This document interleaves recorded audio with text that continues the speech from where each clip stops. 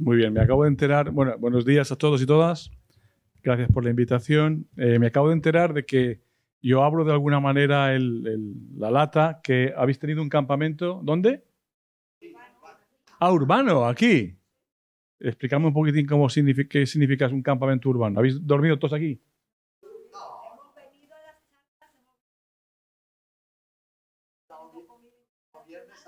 Y comiendo aquí todo esto, menos dormir. Ah.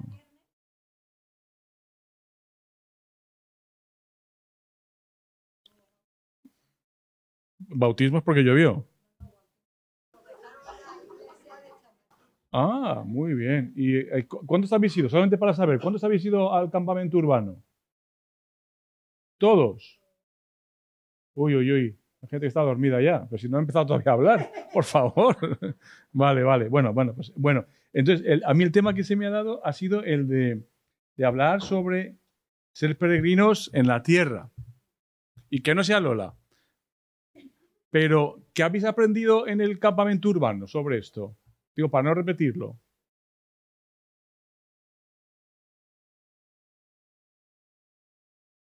O sea, que no pertenecemos, pero estamos.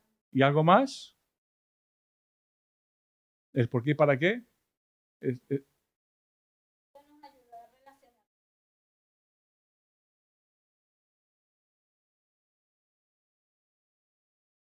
muy bien.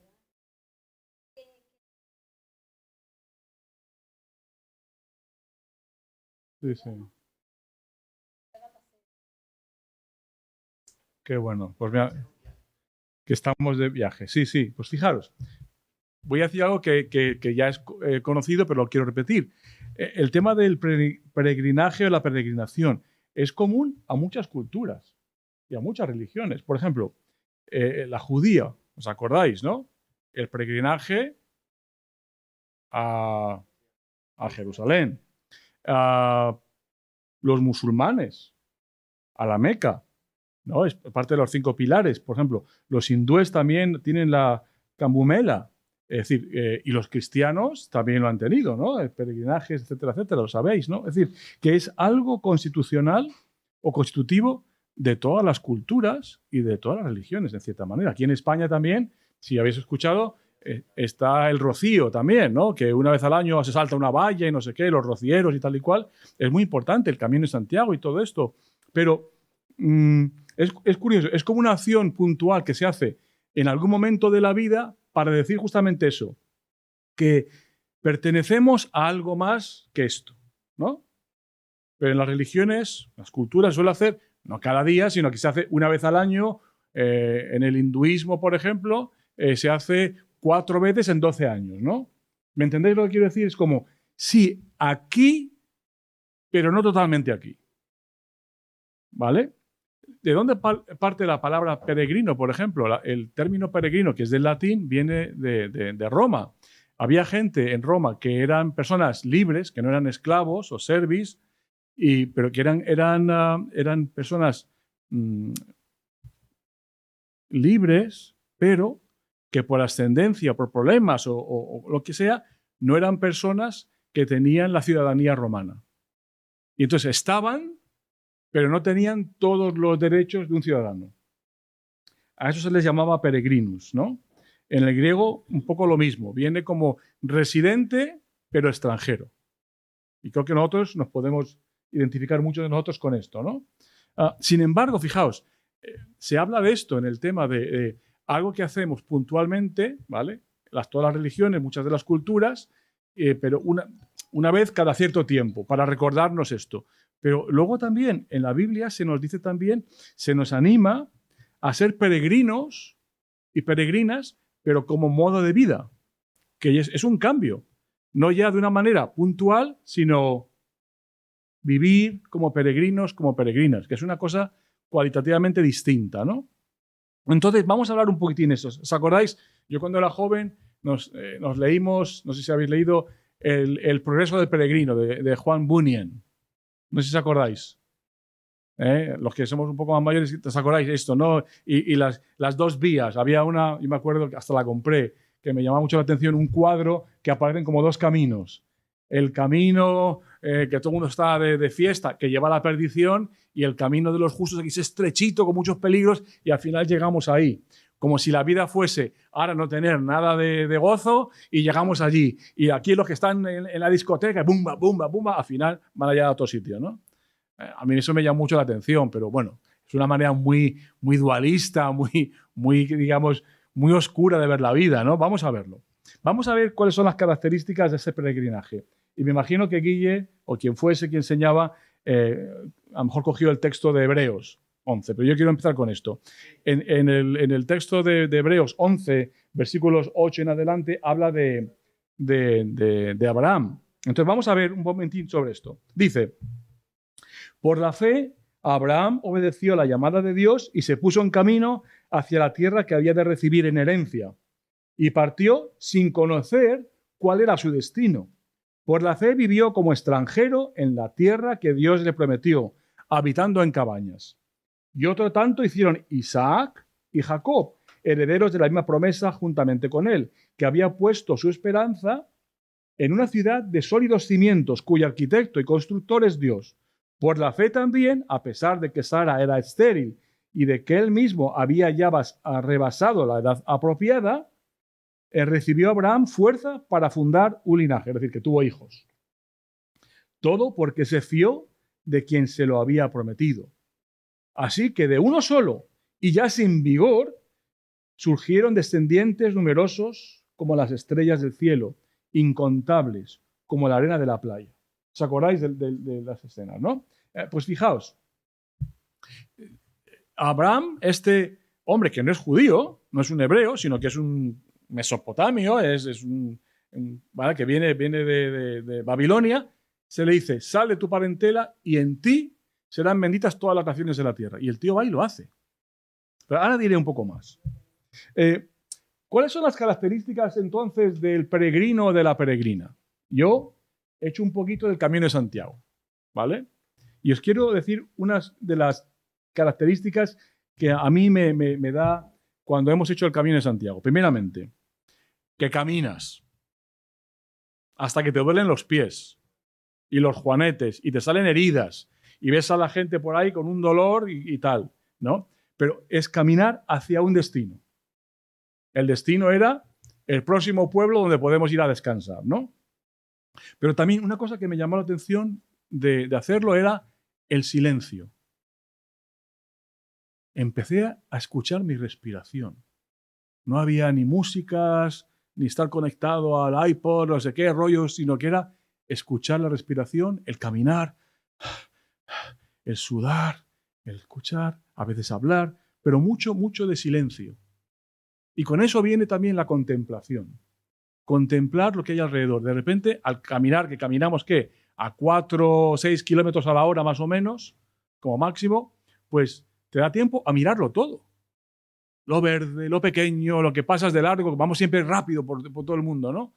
Contemplas, miras a personas, el cielo, disciernes, ¿va a llover o no va a llover? Hace frío, ¿no? Y luego también la sensación, para mí, de asombro. ¡Wow! Mira qué paisaje. Mira qué plantas. Pero si es que nunca las miramos, vamos a tope por la vida, ¿no? Siempre corriendo. Y luego también una cosa que me llama la atención es que yo estoy centrado en lo esencial.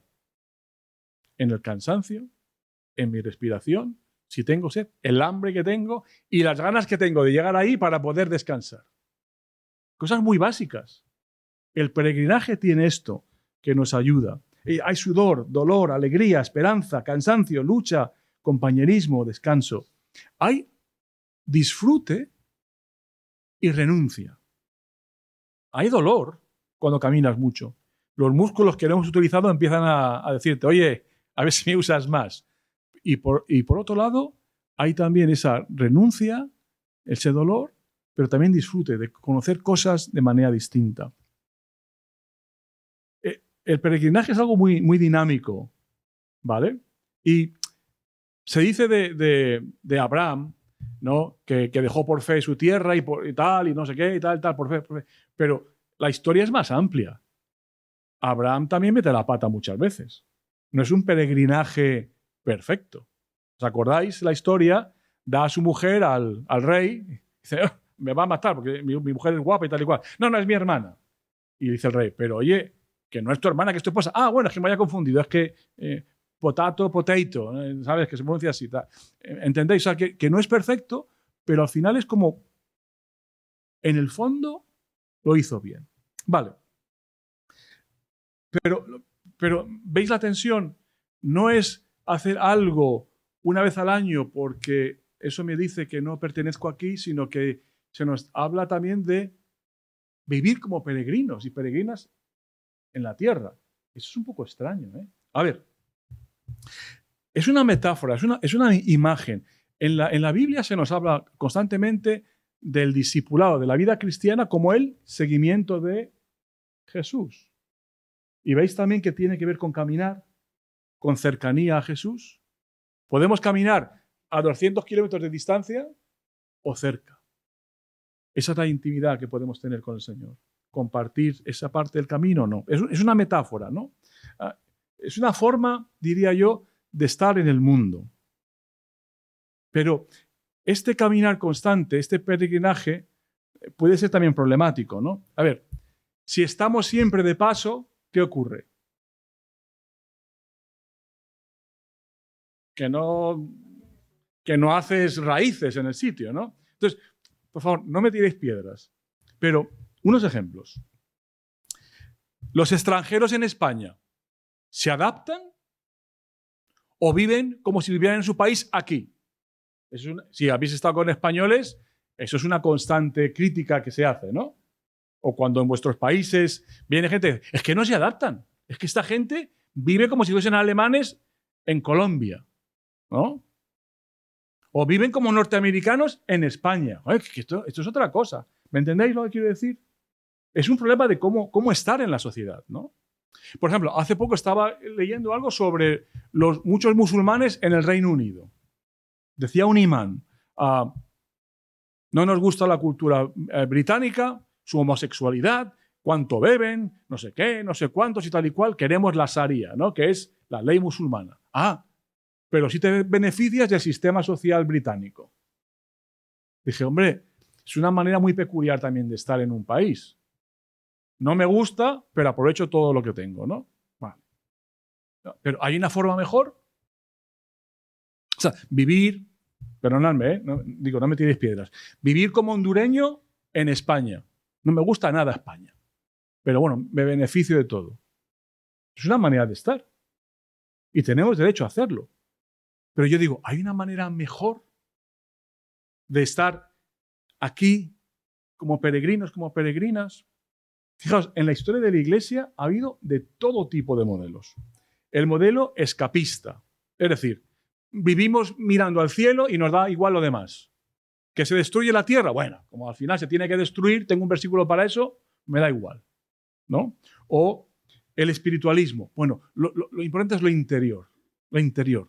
Lo demás, bueno, también tengo un poco problemas con esto, ¿no? Por ejemplo, o hacer un reino aquí. ¿El Vaticano qué es? Hacer un Estado religioso aquí y ahora. Es otra opción.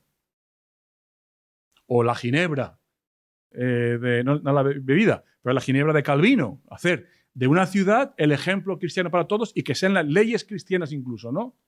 Bueno, se ha intentado todo esto. O el Opus Dei. ¿Cómo está el Opus Dei en el mundo? Vamos a las capas superiores de la sociedad, influimos ahí de tal manera que estos influyan con el cristianismo alrededor. Otra manera de estar, a través del poder. Tenemos que son modelos distintos, ¿me entendéis? No hay un modelo, hay muchísimos modelos. Y la cosa es, lo diré más, es ¿cuál es la forma, si acaso, que nos pide Dios ahora, a nosotros, en el 2024, en Madrid, no en Jalisco en 1950, sino aquí, hoy, en mi contexto? Pues fijaros, yo os doy una propuesta muy abierta. Primero, ser peregrinos, peregrinas, es una forma de estar en el mundo, pero no es, en primer lugar, dejar de estar ubicados en la sociedad. No es que todo me da igual porque se va a destruir. Eso no es para mí. No es dejar de tener raíces. Es decir, no me comprometo con nada porque estoy de paso. O odiar y criticar constantemente la cultura que te ha acogido y decir, no, es que la mía es mejor. Tampoco me parece a mí que es la mejor de las maneras. Se puede hacer, ¿eh? Y lo hacemos, dando lecciones a los demás de cómo hacerlo. Yo creo que hay una manera mejor. Pero sí creo que es esto. Es vivir la fe de forma creativa. Es ser positivos, sumando. Es vivir según los valores del reino de Dios aquí y ahora. En mi trabajo, en la reunión, en el juego, cuando juego pádel, cuando estoy trabajando, cuando estoy en la familia, cuando juego al fútbol, en el colegio, en el instituto, todo esto. Hay una imagen muy bonita en el libro, en la carta de Colosenses, que dice que arraigados en el cielo, dando frutos de alguna manera aquí.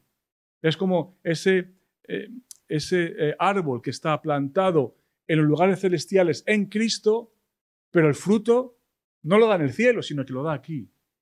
Me parece una imagen muy poderosa. Estamos arraigados donde hay que estar arraigados, en los valores del reino. Pero ¿dónde damos fruto? Aquí y ahora. Donde estamos. Cada uno en su trabajo, en su vida, en su familia. Es una propuesta muy abierta. Pero sigo con esto. Siempre ayuda a tener un modelo a quién seguir, ¿no? Y nuestro modelo, dirá el autor de Hebreos, está en el capítulo 12. Sabéis que el capítulo 13 es como el libro de la fama de los que nos vinieron antes, ¿no? Estos que fueron perseguidos, aserrados, que todos esos fueron fieles aunque no consiguieron las promesas y tal y cual. Y al final, en el capítulo 12 dice, estamos pues rodeados de una ingente muchedumbre de testigos, todos de los que he hablado, desde Abraham, a Moisés, a Isaac, Jacob, todos estos y mujeres también, naturalmente. Dice, así que desembaracémonos de todo impedimento, librémonos del pecado que nos cerca y participemos con perseverancia en la carrera que se nos brinda.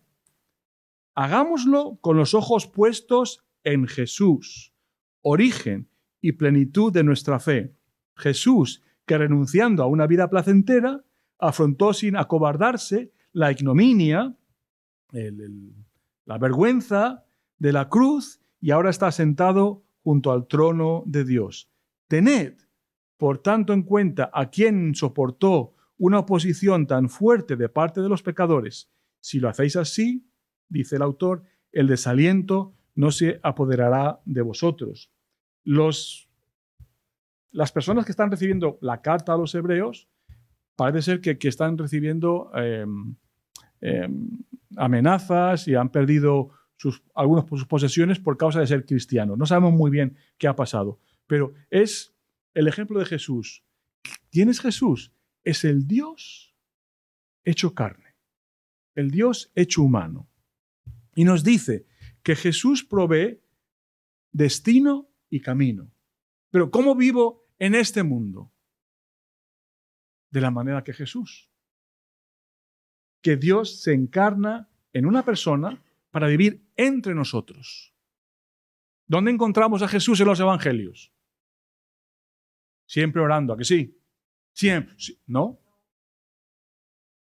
Cuando hay una fiesta, ahí está Jesús. De una aldea a otra. En fiestas, en los mercadillos. Uno de sus primeros milagros, ¿cuál es? Convertir. No, vino en agua. No seáis pecadores. Vino en agua. No. Lo habéis leído mal. No. ¿Y qué es el vino? El disfrute, el jolgorio. Jesús está en las fiestas.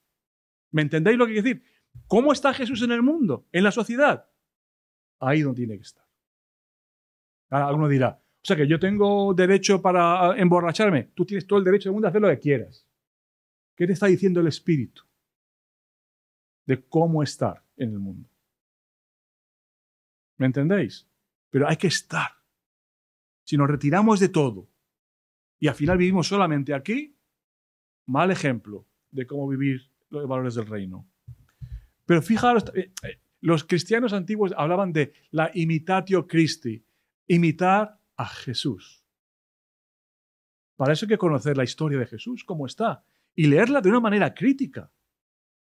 Ahí está Jesús. No solamente está todo el día hablando, sino que está comiendo. Acordaros que le acusan de ser glotón y bebedor y tal y cual. Jesús disfruta de la vida. Disfruta porque donde hay vida, ahí está Dios obrando. No se aparta de la vida.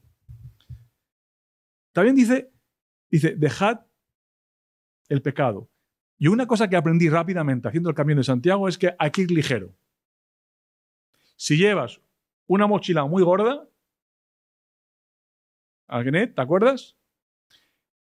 Típicos madrileños, sudafricanos, nos llevamos de todo,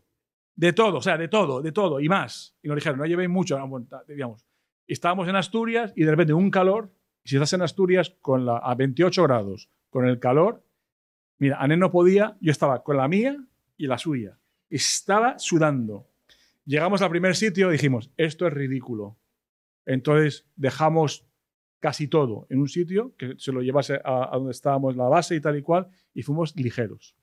Cuando se nos anima a que dejemos detrás el pecado y tal y cual, no es porque estamos hablando de un Dios que está obcecado con el pecado, siempre pensando que haces mal, sino que quita todo aquello que no es básico en tu vida. Todo aquello que te ata, que nos ata y que no nos deja ver el don de la vida que nos ha dado Dios. La santidad no es algo que hacemos para que Dios diga, muy bien, Sergio, muy bien, hoy lo has cumplido. La santidad es la mejor vida que Dios tiene para darnos. Lo que nos dice el autor de Hebreos, dejemos todo aquello que nos ata para poder vivir bien. ¿Me entendéis? Si tenemos en la mente los dos caminos, o sea, que no tengo ni que pasarlo bien, que si canto y doy palmas solamente en la iglesia, no. Disfruta de la vida, disfruta del asombro de ver diariamente cómo Dios está obrando en nuestras vidas. De que personas que podemos ser tan malos a veces, podemos traer también bondad al mundo. Que hay mucha más bondad y amor en el mundo de lo que pensamos. Pero vamos tan rápidos. Yo os digo, cuando vas tan rápido por la vida, no ves lo que ves. No ves la realidad. Es una percepción muy rápida. Pero cuando te das tiempo a parar, a hablar con la gente y tal, y le preguntas cuáles son sus sueños, lo que quieren hacer, te das cuenta que somos muy parecidos. Alguien decía, en las historias de los demás, siempre, si escuchas bien, está Dios obrando. Pero como no tenemos tiempo, escuchemos. El camino es para ir lentos, contemplar, disfrutar de todo esto. Centrados. Cuando vas a caminar, si son 20 kilómetros, no coges un camino de 3 kilómetros más. Es que quieres llegar a... Entonces, no pierdes el tiempo, centrados en lo importante. Lo secundario es secundario. Lo importante es lo importante. Y alegres. Alegres. Yo no concibo la vida del cristiano o de la cristiana como una especie como de valle de sombras, pensando siempre en lo que no tengo. Si Dios me lo ha dado todo en Jesús, ¿de qué me quejo? ¿De qué me quejo?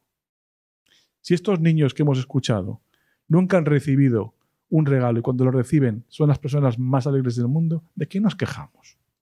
Es que mi iPhone, mi teléfono hoy va lento. Es que he puesto Netflix y no ha funcionado. Me quiero suicidar, la vida no... No, mirad a los jóvenes, estamos constantemente concentrados en otras cosas y la vida pasa rápidamente. Cuidado con eso también, ¿no? Pero, ¿cómo vivimos en este mundo con esta metáfora del peregrinaje? Estando y al mismo tiempo sabiendo que pertenecemos a algo mejor, pero estando presentes. Y ahí el Espíritu tiene que darnos la creatividad, que solamente Él puede hacerlo. Porque las fórmulas de otros años, de otros siglos, eran para entonces.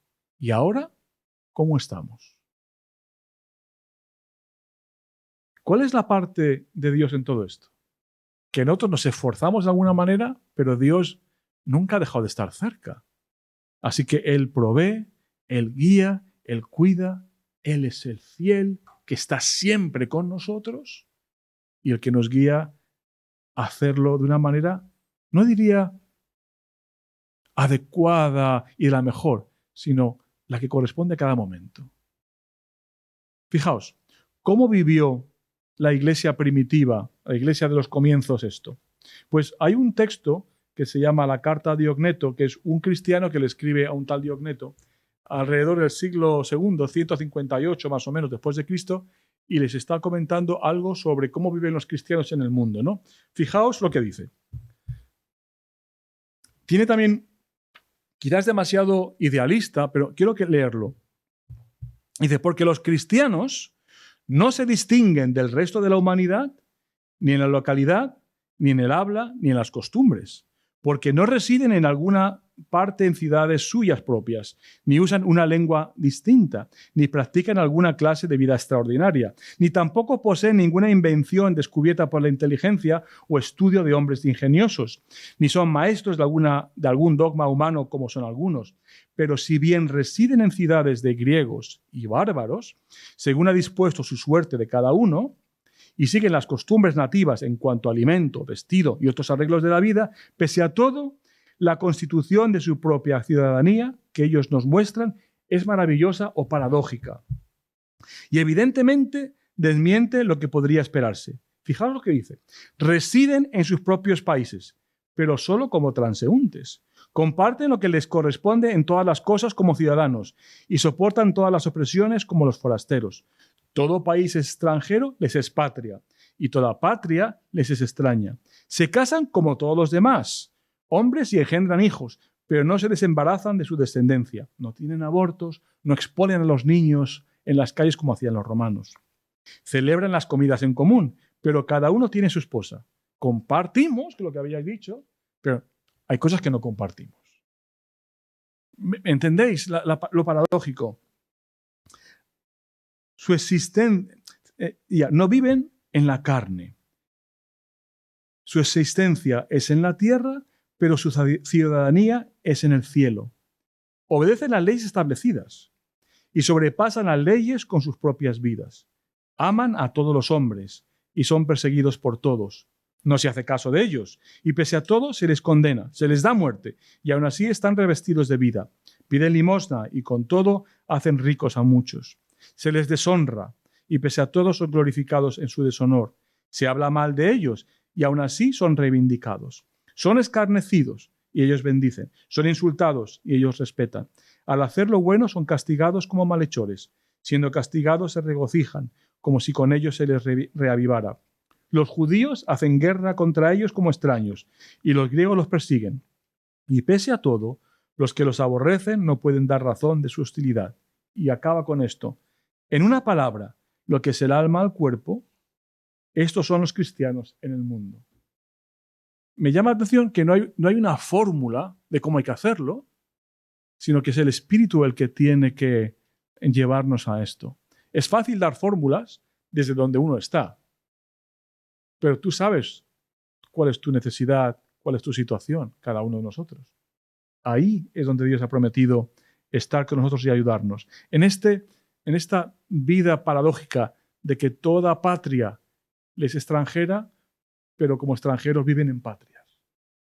Somos y al mismo tiempo no somos, pero somos. Y tenemos que mantener esto en ese equilibrio. Somos de aquí, naturalmente. Y muy de aquí. Y nos gustan las cosas de aquí, como a todos. Pero al mismo tiempo, no somos. Quiero acabar con las palabras de Antonio Machado. Caminante, son tus huellas el camino y nada más. Caminante, no hay camino, se hace camino al andar. Al andar se hace el camino y al volver la vista atrás se ve la senda que nunca se ha de volver a pisar. Caminante, no hay camino, sino estelas en la mar. Amén.